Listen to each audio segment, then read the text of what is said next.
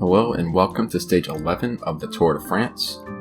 Heading out of the Pyrenees from Foix to Pont de Larn, and that climb in the last part of the stage could play a part in some attackers getting away for a stage win. But for the moment, the field is all together. A bit of an angry mood from the peloton today. The pace has been high and some early attackers have been swept away. But here is Stan Åkers, our first look at him in the yellow jersey. He took it after yesterday's stage on the mountain of Plateau de Bay, and although he lost some time to his rivals, it was enough to send him up into first place in the GC. So the former leader Philippe Gilbert not able to defend. Gilbert though could have a chance on today's stage, fairly well suited for him, and there is the overall situation. Åkers, Rees, Peterson, and Prem is your top four, all within 1 minute of each other. Philippe Gilbert down to 5th, and Andy Schleck lurking in 6th place, 1 minute 52 seconds back. And with the Alpine stages approaching, Andy Schleck goes to Peterson and Bjarne Riis will have plenty of chances to attack Stan Åkers. Though Åkers struggled a bit at the end of yesterday's stage, not losing that much time. And we can't forget what he did on stage 9, attacking from that group of GC favorites on the Col de Peyresourde and taking almost a minute on everybody. It seems to have evened out for Stan Åkers. But we're approaching the climb, the Pic du Nord. It's the tallest mountain in the region, and we're not going all the way to the top. In fact, we're going less than halfway up. And then we'll start that descent down to Pont de Larn. And the final kilometer is very slightly uphill, enough to where it could make a bit of a difference in the kinds of sprinters going for the stage win. So that is definitely something to keep an eye on. It's Adidas leading the field with Jens Voigt, big German, perhaps thinking about Philippe Gilbert's chances of a stage win, or even launching an attack with Marco Pantani. Just have to find out. Bianchi Campagnolo amassing numbers near the front, looking to protect Stan Åkers. Of Evian riders here as well. Here comes Blackberry on the right side.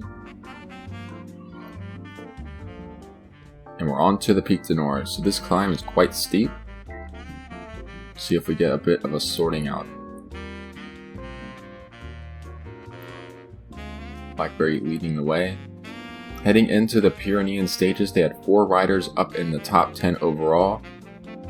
Things not going very well for them on the mountain stages, because all they have left is Tommy Prem up in 4th place, and the rest of their men have fallen away from the top of the leaderboard. So it's all about Tommy Prem for Blackberry, and perhaps Julien Alaphilippe could still have a few stage wins left in his legs. I think today's stage and tomorrow's stage perhaps the best suited for Alaphilippe.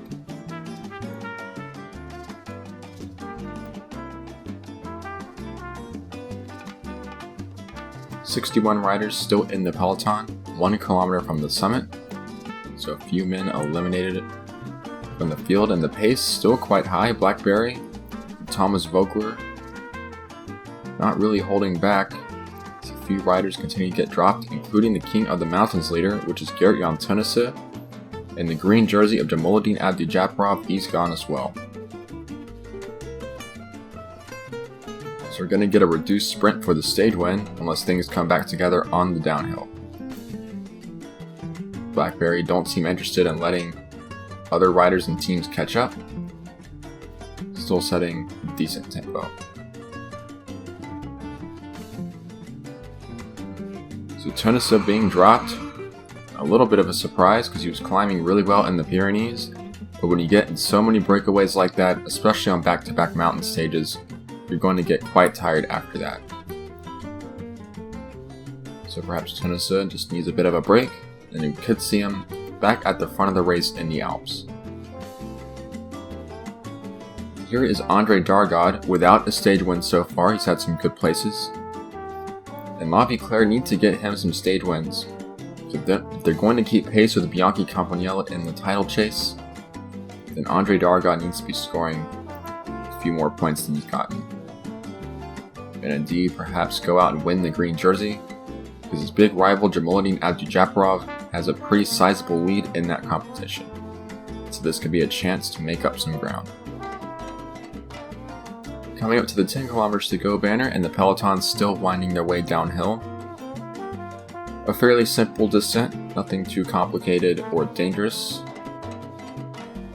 Evian content to lead the field down the mountain. And it's Marc Matteo, who had 2 wonderful days in the Pyrenees, not known as a great climber, but he was with that elite group of favorites on both mountain stages, and he's found himself knocking on the door of the top 10. Chapeau to Matteo. See if he can hold on to that towards the end of the race. We're inside 5 kilometers to go. The team's looking to set up for a stage win. See what kind of sprinters are still in the field. Andre Dargat among them. Learco Guerra is here. Jean-Pierre Donguillon for Evian could still be here. So too could Rudy Altig. But we're coming up into the last kilometer. The yellow jersey of Stan Åkers. Well positioned. We're going to turn right and then go slightly uphill. And Marc Matteo is going to wind up the sprint. But he's not going to be fast enough to hold on, I think. Blackberry Rider and a Fiat Rider are giving him a challenge, and it's Jan Ross with no teammates in the group. He's made his own luck and he's won the stage. So a powerful sprint from Jan Ross, overhauling Thomas Voeckler and Marc Matteo on the line. And Fiat get their second stage win of the Tour de France. Outside of George Hincapie, there hasn't been a lot to talk about with Fiat. But not anymore, because Jan Ross finally gets them back onto the winner's podium. The back markers of the race rolling into the finish line. And I think Eros Poli could be the new leader of the Lanterne Rouge, because he was second in that classification heading into the stage, but he seems to be a long way back.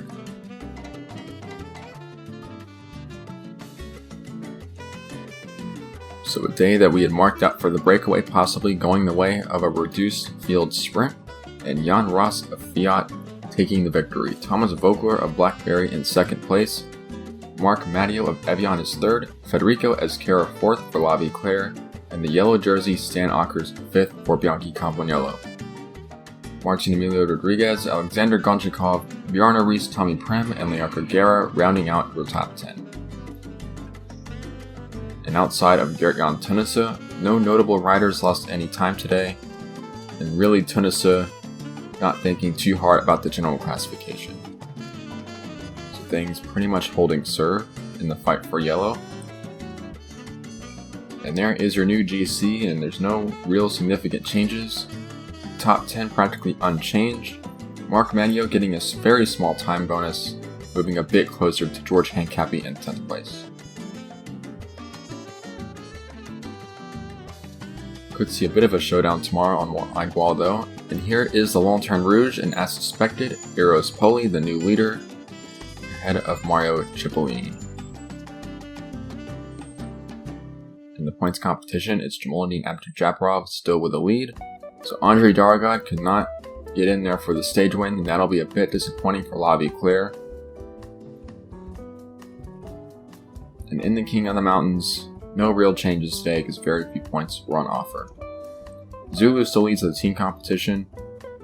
Tomorrow's stage will be a hilltop finish on Mont Aiguille, a fairly demanding stage, and it should be a fascinating finale. We'll see you then.